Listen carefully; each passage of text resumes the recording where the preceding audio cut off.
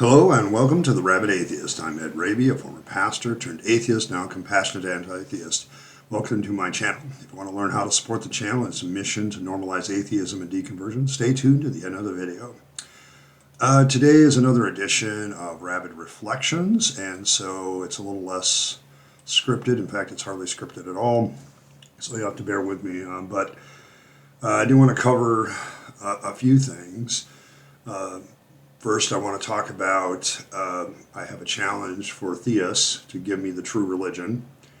And then I also have some clarifications I'd like to make on last week's video about LGBTQ. And I also want to talk about my latest video a little bit that just appeared yesterday about how society chooses your religion to you. Boy, is that taken off. It's one of the best videos from a view standpoint I've had in a while. And of course the theist comments are interesting, and atheist comments are equally interesting about that, because a lot of atheists are very deterministic in their outlook. So when you accuse them, for instance, is that true of atheism? They'll probably say yes. I'm not so sure about the deterministic aspects of it, because the more I look at stuff, it's uncertain. But we'll get to that later in the video. So that's just kind of a teaser.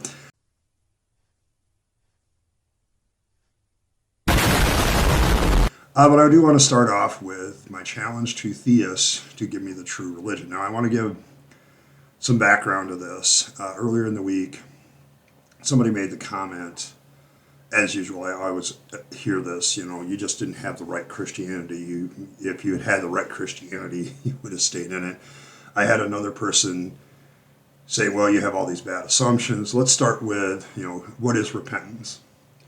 And my response to that statement, that question was, no, I want you to prove to me that you have the true religion. I don't think any discussion is going to be profitable if you don't prove to me that you have the true religion. And that person responded, well, why do we want to switch to that topic? And I said, well, I'll tell you why. I didn't respond to him at that point. I want to respond here because I think it's a general challenge to all of you theists out there. Until you have proven to me, A, that God exists, and B, that your religion is the true one, I fail to see how I should discuss any finer points of theology, anything else. So the challenge that I have before you, theists, is prove to me, A, that there's a true religion, and B, you have it. Okay? Give me the evidence that your religion is true. Now, before you begin, for you Christians, this challenge is probably a little bit heavier for you, because I have looked at a lot of forms of Christianity and rejected them all. Okay? Because they all have flaws. From my perspective, Christianity, there's no true Christianity because it's all over the place. It really is something that, the reason I think that there's no true religion that's possible is human beings have injected so much of their stuff into religion that how in the world are you going to have a true form? When I was a Christian, well, I like this part of this version of Christianity, but the rest of it down here seems flawed when compared to the Bible or early Christianity or whatever. Okay, because a lot of people believe if we get back to the primitive early Christianity, that's true Christianity, and everybody claims that they've gotten back to that or are that. So the challenge remains, prove to me that your religion is the true one. And because I have a feeling that you're not going to be able to do that. Because maybe you think it's the true religion, but that's your hubris. Okay, that's your pride talking. Okay? If you can't see the flaws in something that you believe, I think you have a problem. Okay? And that's, the problem with belief. So that's my challenge. I'm going to leave it there. And let's see what happens in the comments section. See if any of you can provide evidence for the fact that not only that you have this religion that has evidence for a belief in God's system that has evidence for it, but that your version of that particular faith or religion is the true one. I want to see that. Okay, I want to see that that is the case. Okay, and give me the evidence that your religion is the true one. Give me that. Okay, that's my challenge to you theists. All right, I want to move on to some LGBTQ clarifications. That one got a lot of good discussion. I want to thank everybody for the most part, being very civil in that one. I think there were three major concerns with it. I can't cover all the concerns that happened in that. I do want to say this up front to some of the people that kind of came at me. I do want to apologize for kind of reacting kind of strong to that, because I know what my attitude was in dealing with when I said a lot of people react to titles, and I could tell that in this one because the title was the problems with Pride Month that I have. Okay, and so immediately people that are, part of the community, part of the LGBT, jumped on me a little bit. And I'm like, I'm not pointing out problems with Pride Month because I'm against it necessarily, or jumping on it or whatever, or have problems with other issues. Okay, I'm trying to be a better communicator. That's just kind of my thing. After all those years as a communicator, good communication to me is important. And so sometimes when I get on this channel, I think I do want to apologize, because I think sometimes in that video I wasn't as clear as I could have been looking back at it and watching it. So, but that said, my attitude was never one of criticism without a point, okay? Without a point of helping, okay? I'm taking what I know how to do and trying to help with it, okay? And when I talk community, because for all practical purposes, is part of the LGBTQ community, okay? Because when we look at the issues surrounding that, you have, what this month is about, okay, what it's designed to do, okay, all of that, okay.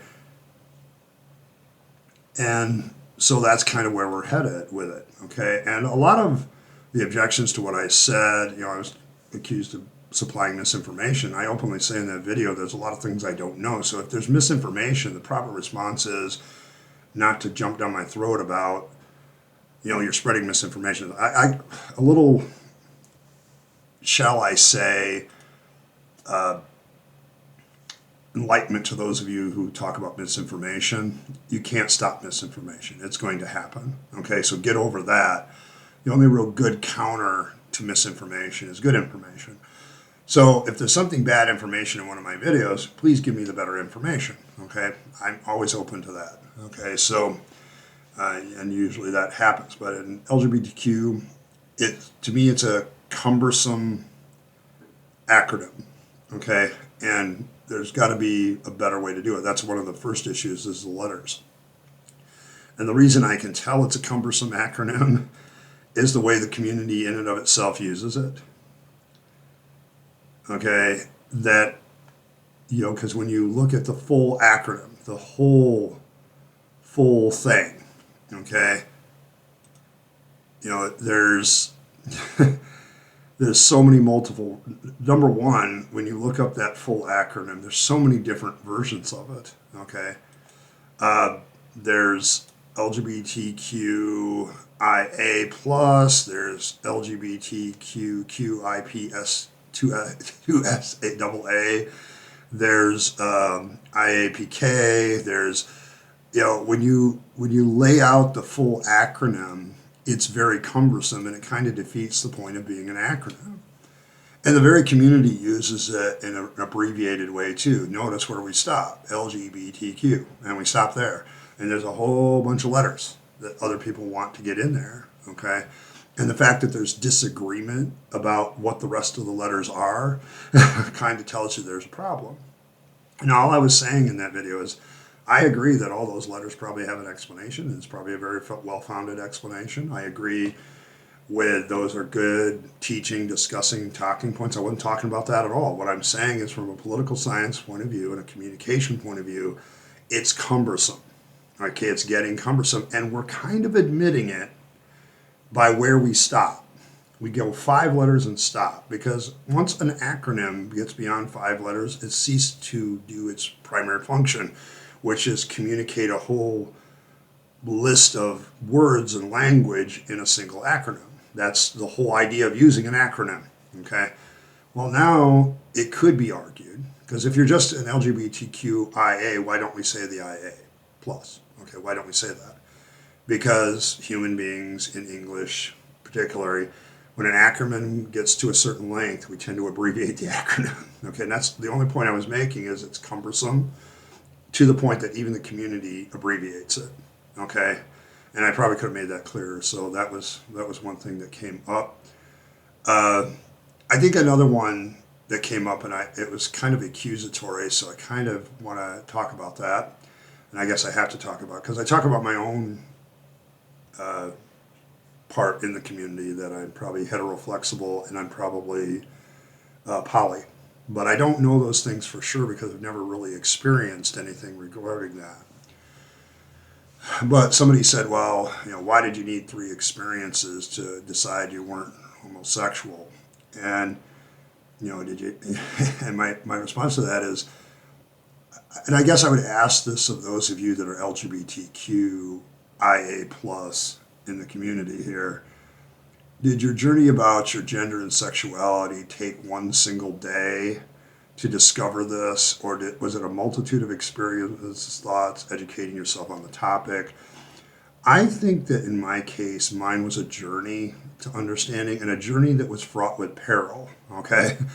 Especially when it came to my sexuality, because early sexuality was, I'm in a purity culture, fundamentalist denomination, first of all. So any exploration into this topic is going to have to be on the down low in a very extreme way. And once I came out of that, I haven't had a lot of time, okay?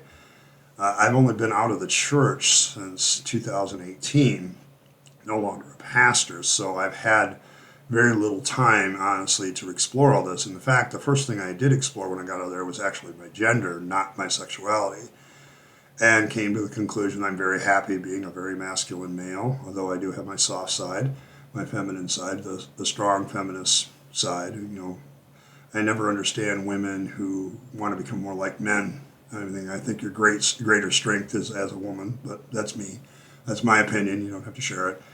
And what femininity and masculinity mean is kind of a evolving definition anyway, so let me throw that in there too. But I'm very happy being a male. I'm very happy being who I am. And didn't, even after all the deconversion stuff, I've never felt, uncomfortable in that way. I've never had any good evidence to think otherwise.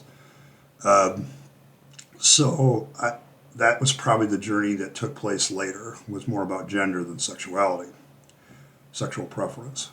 My homosexual experiences I've never really related, and I'll probably relate a little bit more of the details here, and I guess the rest of you can give me comments. I don't want to come off as being combative on this issue. I'm seeking light rather than heat, okay?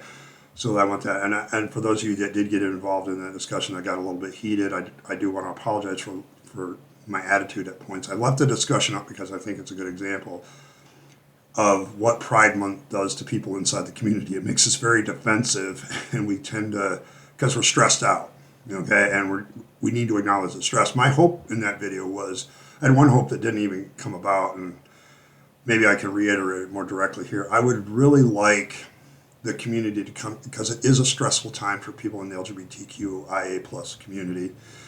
See, I'm using the hopeful acronym and it's awkward. I'm using that mostly, I was hoping that what would come out of that, because it is such a stressful month for us, that is there a support network? Is there a mental health support network for that? Is there a way where we can support each other in our stressful time in dealing with, various bigots and things like that? What can we do about that? I was actually hoping for that discussion, because it does wear me out personally, and it had nothing to do with, dealing with the people against it. It had nothing to do with promoting the idea of LGBTQ. It had nothing with that. It was my own personal emotional weariness, okay? And that's all I was relaying, okay? And the funny thing is, a lot of people in the community said, yeah, I get weary with that too. And suddenly I realized there's a need here. Are we doing anything about it? But my whole point with a lot of that was, can we find better ways to do things? okay, so that they're A, not as stressful, and B, better communication. And that's kind of what I was talking about with the problems, is the communication issues. What is this about? And my own personal journey is kind of wrapped up into that, because most of my discussion, I have addressed my sexuality questions since leaving Christianity and since leaving the pulpit. But that wasn't as clear to me as my gender issues first. And once I established, okay, very masculine, very male, based on current definitions of masculinity and maleness. But at the same time, what are my sexual preferences? Okay, that's a different question altogether. And somebody suggested that part of the communication issue, maybe we could split those, the sexuality questions and the gender questions. And the problem with that, as many pointed out when I brought that question up, is if you split the community up, it's going to be less effective, and then you're going to create two tribes that might actually have friction with each other. And so trying to keep the movement unified until certain things are finished is the idea of any political social movement. You want to keep unified to get the main thing, keep focused on the main thing first, okay, and get that done. And part of that is my own journey because my sexuality was something, my preferences was probably formulated more when I was a kid, okay, more when I was a kid and a teenager.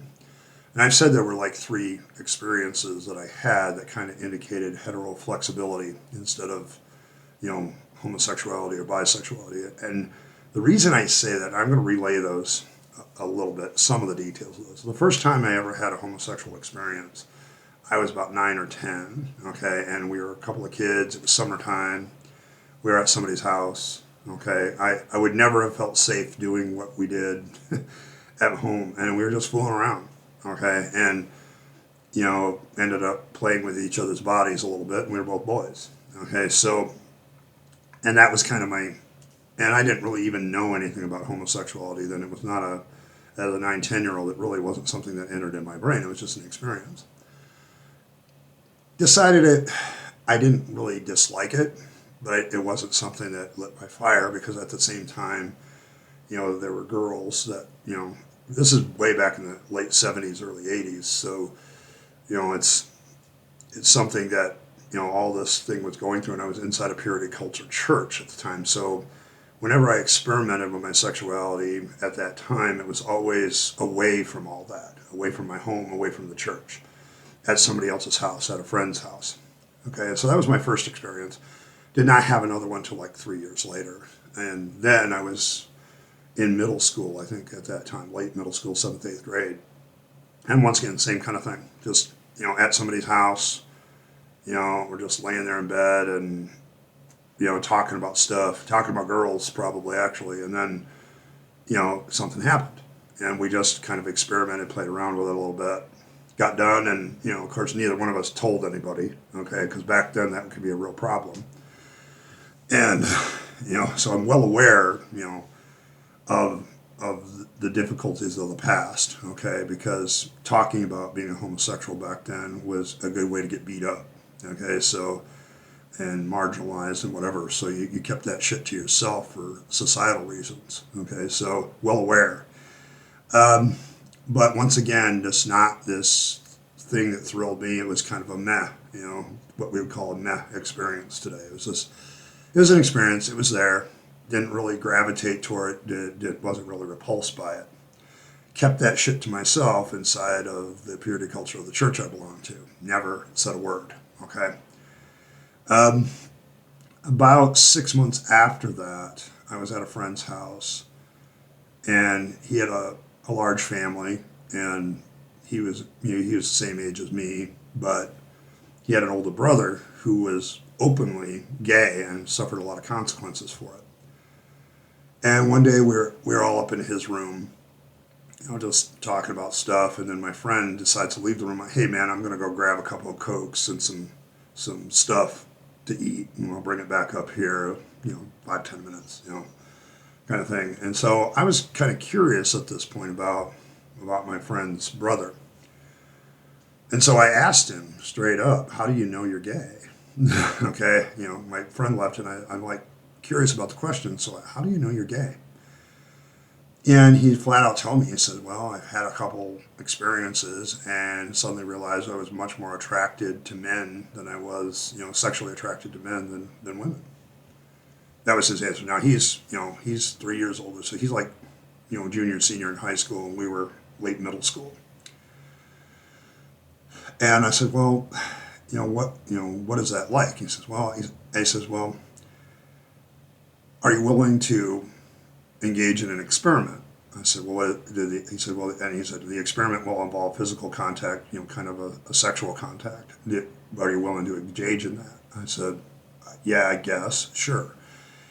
And so he says, okay, here's what I'm going to do. I'm going to kiss you, and not just kiss you, like peck you or anything. I'm going to kiss you, hold you, for like 10 seconds, and then we'll talk about what you feel.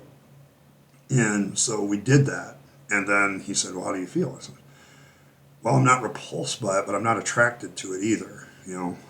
He's like, well, he says, you're probably not gay then. Okay, now this is the expertise of a 17-year-old, and take it for what it's worth. But at this point, it's my journey at that point. And at that point, I kind of came to the conclusion, even back then, that I was just not, it wasn't something that repulsed me. It wasn't something that attracted me, though. But I tell you, all my experiences with girls were quite different. Okay, much more attracted to that and not repulsed by that at all would be my response to that. And so, my sexual preferences became very clear early on. And I've been running with that pretty much since, and nothing has really taken me off that rail.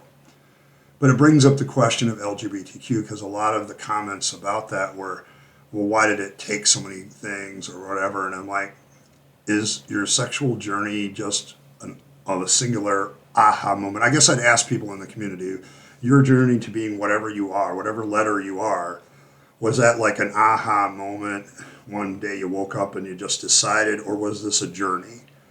And I think a lot of people have this notion that people just decide in this one moment, whatever sexual preference they are, whatever gender they are, that it's just like, aha, this is the way it is. And I have just never heard any stories like that. Most of the stories I hear from the community are this long journey of self-discovery.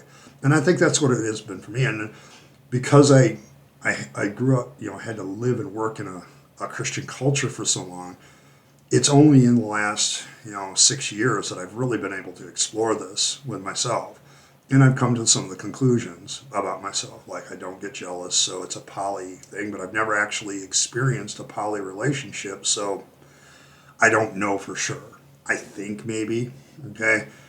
And so it's that kind of thing. So I consider myself a part of the community, I guess, to a certain extent.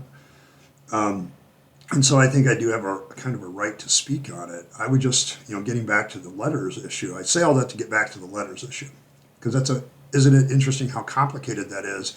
And then we want to boil this down to an acronym, which has become so long that even the community doesn't use all the letters. Now, normally in political science, we'd say, okay, if you have too long of something you're trying to communicate, of course, you want to make an acronym of it to make that acronym work so it's on the brains of people. So LGBTQ works in that respect. But there is an argument to be made that, okay, what about the letters we don't say? Are they being marginalized? Okay, maybe yes, maybe no. I don't know, comment away. But to me, the idea is to find a quicker, easier way to communicate the entire community without being so cumbersome in the language. Even the acronym has gotten cumbersome, and it's demonstrated by the fact of where we in the community actually stop, at Q. Okay, we don't say the other letters, and the other letters have been mismatched, redone, so it creates a confusion in communication. I'm not saying it's confusing in what it's trying to present in the different ideologies. I'm not saying that the letters don't have good meanings behind them. Each letter doesn't have a good meaning behind them. What I'm saying is it's getting cumbersome to communicate from a political point of view, and you're trying to get something across very quickly and accurately, okay, as possible. And I was just asking a question, is there something we could do about that? That's all I was doing. Okay, stuff like that, I think people took that one wrong. So just kind of, give me your comments on that. Did I clarify things? If there's anything else you want clarified, there's that. But I tell my story at this point. There's a little bit more details than I've ever given. So there's that. But that all took place while I was still in church and fundy, and then later on, as I got rid of all that stuff, I was able to explore more and look at it more. And this is the conclusion after a long journey of life that I've come to about myself. Am I still on that journey? Yeah. Okay, I think you're on that sexual gender journey for the rest of your life. So, okay, so it's not to me, it's not a thing. Lastly, my latest video that I released on Thursday, or Friday actually, has been going gangbusters.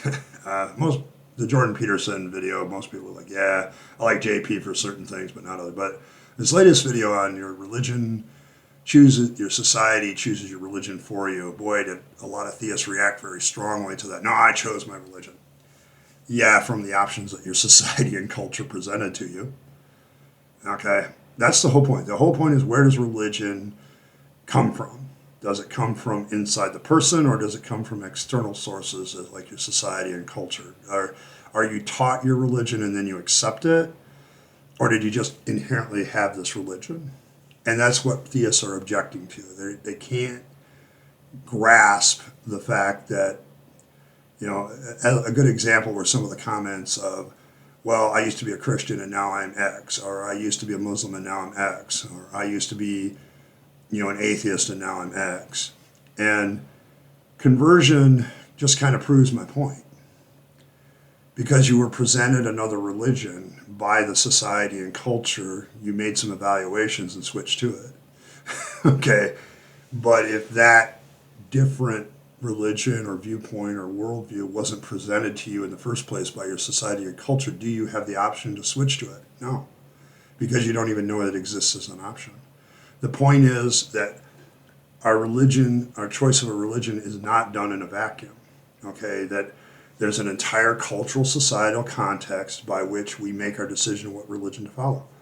In a Western world, and cultures and societies are constantly evolving, okay? They're never static, okay? They slowly evolve at times, a lot quicker than human biological evolution. Biological evolution takes a lot longer time than societal evolution. But societies are evolving, okay? And so they change, and then that changes the options and the way children are brought up. The whole point is, when you're a child, when you're a baby in that crib, you don't have a religion. You don't have a worldview. You don't have a point. You don't have the capacity to have those things. Okay, and as you grow up, you are presented by your society, your culture, and your religion, which is also, religions in and of themselves are also societies and cultures, present themselves to you as the truth. And in some cases, like, it's the only thing you're ever presented. If you are born in many Islamic countries, that's the only option you're presented. They're a good example of that. And, as you get older and more of an adult, you might get exposed to a few religions in a Muslim country. You may have to, especially if you end up dealing with other religions. And so that's when your first options are presented to you. But the whole society is geared that not only is it a bad thing to switch religions and get away from Islam, it can be very dangerous. And that puts a lot of pressure on you to stay Islamic, to remain a Muslim. And that was true in Christianity, too, in its dim, dark past. So I'm not going to let you guys forget what Christianity's past is. Okay? Quote Christopher Hitchens again here. Let me just tell you something. For hundreds and thousands of years, this kind of discussion would have been in most places impossible to have. Or Sam and I would have been having it at the risk of our lives. Religion now comes to us in this smiley face, ingratiating way. Because it's had to give so much ground. And because we know so much more. But you've no right to forget the way it behaved when it was strong, and when it really did believe that it had God on its side. So there's that part of it, okay, that I want you to understand. But, I think the good one was the Buddhists. I chose to be a Buddhist. Okay, that's fine, but where did the Buddhism come from? Did it come from inside of you? Suddenly you had these Buddhist thoughts in your brain, without some external cultural, societal thing, presentation, the Buddhist writings that were created by Buddhists in a society and culture, you just didn't read them, and then, oh, that sounds like a really good idea, and you switched. The options that you have for a religion come from your culture and everything else. You switch to options that you are presented to. Even conversion, your conversion to another religion, that other religion might just simply indicate a shift in the society that you live. If you move to a different area of the world, or even in the United States, a different area of the country. I know people that have shifted, versions of Christianity in the United States. And when you really look at it, it's because they moved.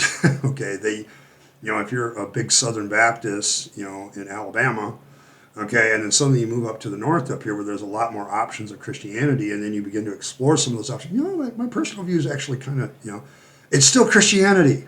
It's still part of your culture. It's what your culture presented to you.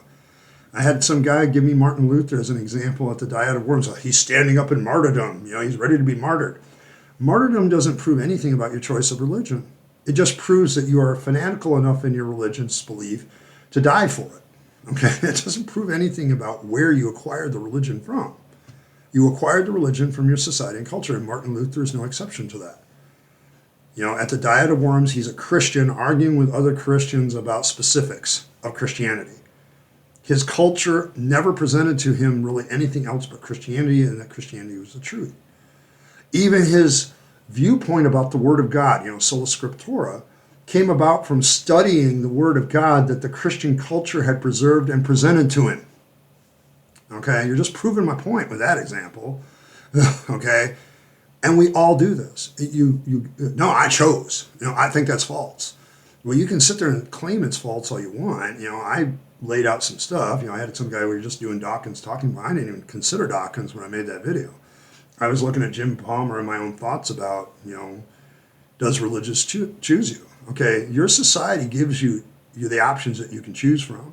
So it's really not a full, complete choice. You have been presented certain options in your life. You've explored things and you have different options and things like that. I hate to break the news to you for you, okay? It's the choices that you have presented to you were presented to you by your society and your culture.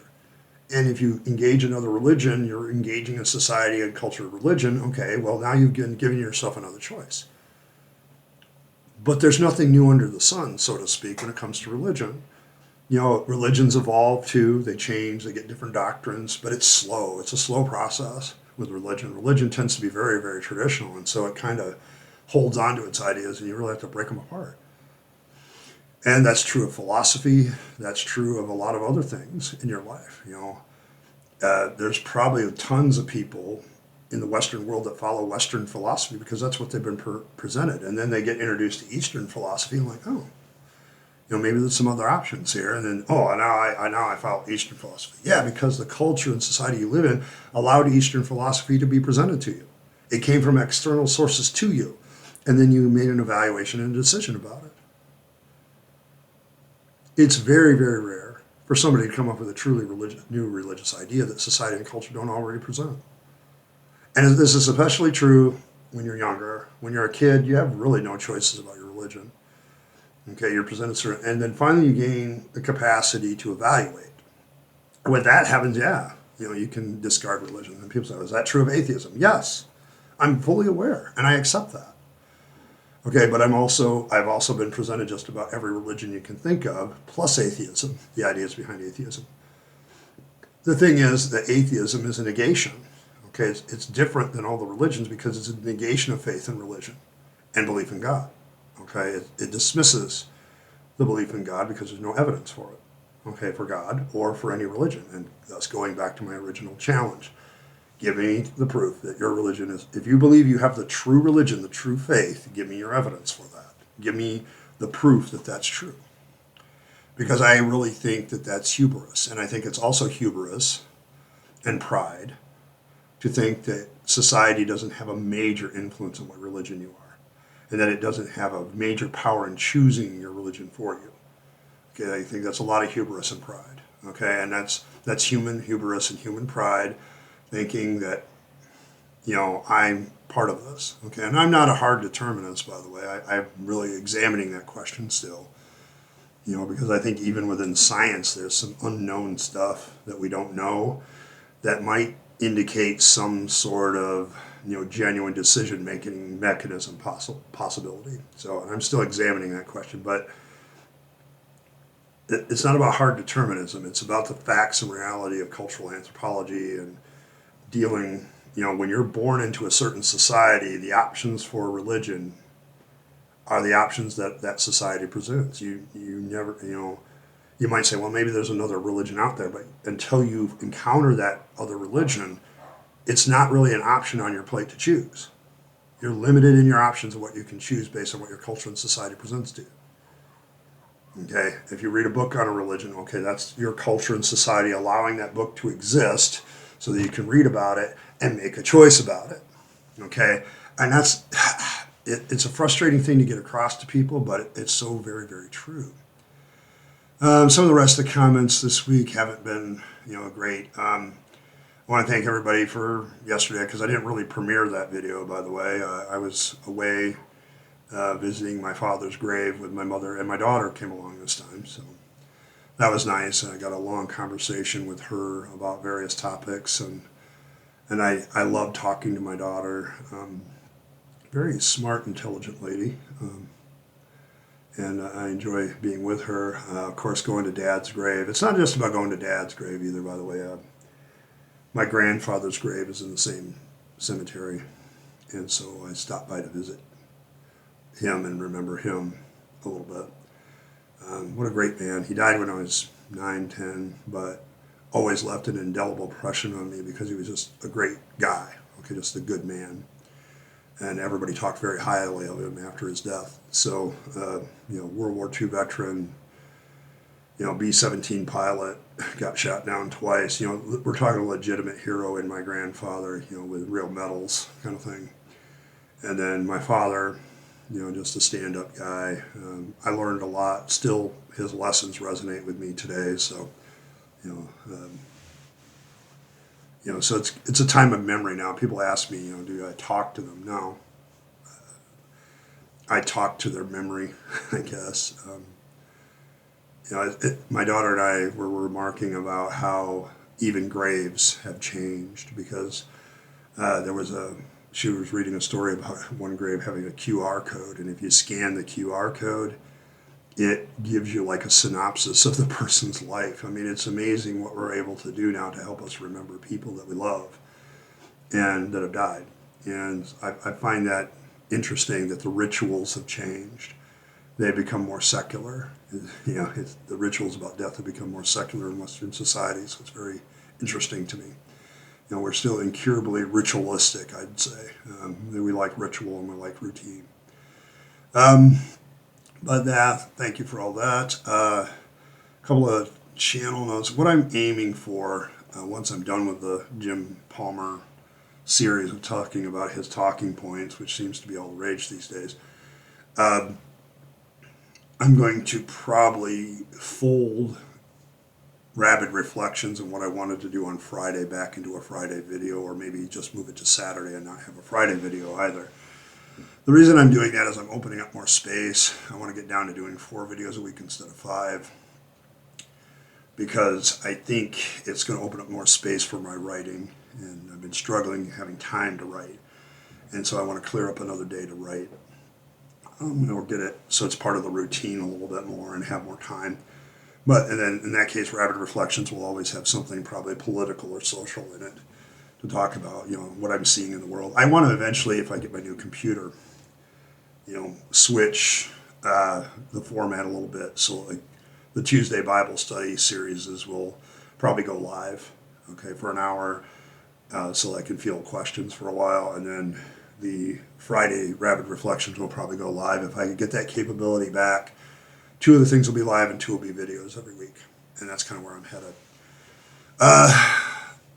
Some of you noticed some of the video emojis in some of the videos and found them humorous. I did adjust some of the volume issues with the waffle one. But if you have any memes that are not copyright protected, first rule, that you would like to see in a video or think would be funny in a video at times, just send them to me and I'll save them and see if I can use them. Just give me the tools. I'm working on more emojis because we passed a certain membership level and now I can do that more, so I'm working on that. Got a few other things to do with the channel. My Amazon wish list is still undone. It seems to be my plague is all this extra stuff that I really need to do and I don't get done. So there's that. I think that's it for now. All the rest of the stuff, if you have a comment or question, just leave it in the video and I'll try to answer it the best I can. Once again, good ways to support the channel. You can directly give, super thanks, all that stuff. PayPal links in the description. When said Amazon wish list appears, you can help me with that. I'm trying to come up with a list of rebuilding my rationalist, secularist, atheist, my secular humanist library I had to leave behind, which wasn't very big in the first place, but I'm trying to rebuild that because some of it's good reference, and I want to read some of the books again to get some thoughts. And then, of course, being a member is probably the best way to support the channel. Membership helps any content creator, and I'm no exception. So if that's something you want to do, become a citizen of the Rabyd Nation by spending your $2 a month and supporting the work of this channel to normalize atheism and deconversion. There's, of course, bigger options that you can pick, so that's always an option in front of you. And I've been absolutely humbled by the amount of members that have become members in the last couple of weeks. Thank you very much. Appreciate you guys. In fact, I'm going to listen to thank you to all of you, to my citizens, to my Rabyd citizens, and to my tribunes. Thank you very much. You guys are awesome. I appreciate you. You keep me encouraged. I must be doing something right if somebody's willing to pay their money to support it. That's more of a test for me. You giving up your hard-earned money to support a content creator says volumes. Thank you very much. And that's kind of it for this week. Hopefully I've clarified a few things, offered a challenge to theists, and clarified a few things about how your religion chooses you. It presents you with a choice, but you still have to make the choice. I'm not denying that, but if you're never given a choice about a certain religion, do you have the ability to choose it? Probably not. So there's that. Thank you very much for stopping by. I appreciate every like, share, and subscribe. As always, live your best life. You only get one go around, and then it's over. And then so you want to take all your time, money, and opportunities and spend them on yourself, the people you love and care for, and to make this a better world.